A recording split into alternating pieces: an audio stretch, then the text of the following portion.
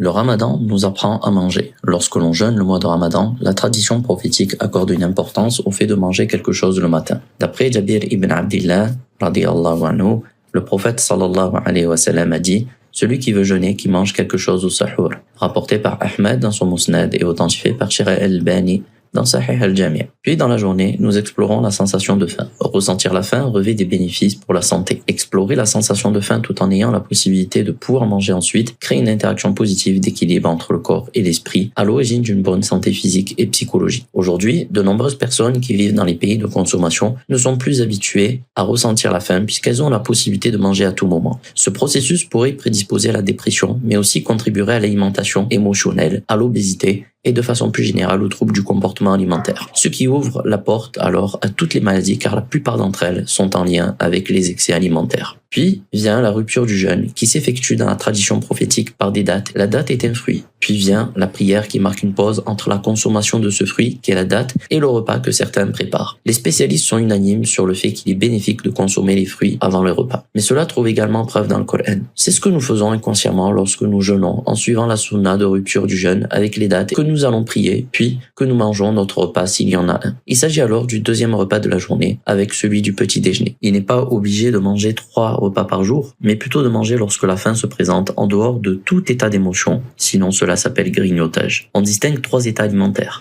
L'état du besoin, qui consiste à couper la faim sans aller au-delà. L'état de satiété, qui vise à dépasser le seuil du besoin pour satisfaire l'appétit. Puis, tout ce qui vient au-dessus de cet état n'est que caprice, et l'on appelle cet état l'état d'excès. Un savant de Médine cite cette parole des compagnons qui ont dit « Nous sommes un peuple qui ne mangeons pas jusqu'à avoir faim, et lorsque nous mangeons, nous ne mangeons pas jusqu'à être rassasiés. » On a demandé à Sahl at-Tustari sur un homme qui mange un repas par jour. Il a répondu, c'est la manière de manger des véridiques. Puis, un homme qui mange 2 repas par jour. Il a répondu, c'est la manière de manger des croyants.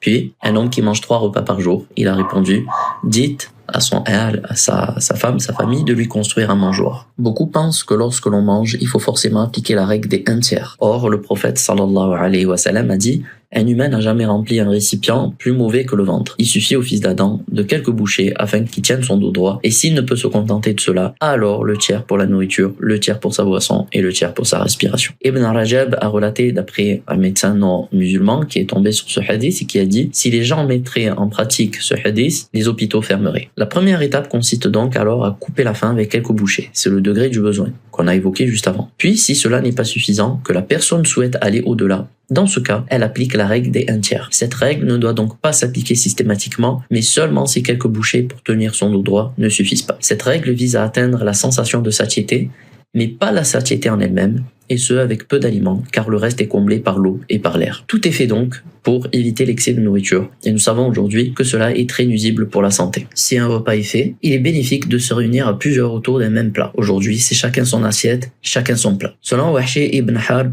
rahimahullah, les compagnons du messager d'Allah sallallahu alayhi wa sallam lui dirent une fois « Ô messager d'Allah, nous mangeons mais restons quand même sur notre faim. » Il leur dit « C'est peut-être que vous ne mangez pas à un plateau commun. » Ils dirent « Oui. » Il dit « Groupez-vous tous autour de votre repas, prononcez le nom d'Allah et votre repas vous sera béni. » D'après Abu Huraira, radiyallahu anhu, le prophète sallallahu alayhi wa sallam a dit « Le repas de 2 personnes suffit pour 3 et le repas de 3 suffit pour 4. » Aujourd'hui en France, on ne meurt pas de faim mais plutôt d'excès, explique le docteur Frédéric Salman, nutritionniste. Il dit « Il faut limiter nos apports pour arriver si possible à 2 repas par jour, ce qui est amplement suffisant. » Sachez que de nouvelles traditions sont apparues au sein de la communauté musulmane où les excès alimentaires sont au rendez-vous et on le voit également à plus forte raison pendant le ramadan. Cela est nuisible pour le corps mais également pour la foi car ces repas font perdre du temps et sont difficiles à digérer, ce qui induit fatigue et paresse pour les œuvres salutaires comme la prière de nuit qui succède et en plus de constituer une erreur car Allah a dit dans le Coran, dans le sens approché à la traduction du verset, « Mangez et buvez et ne commettez pas d'excès. »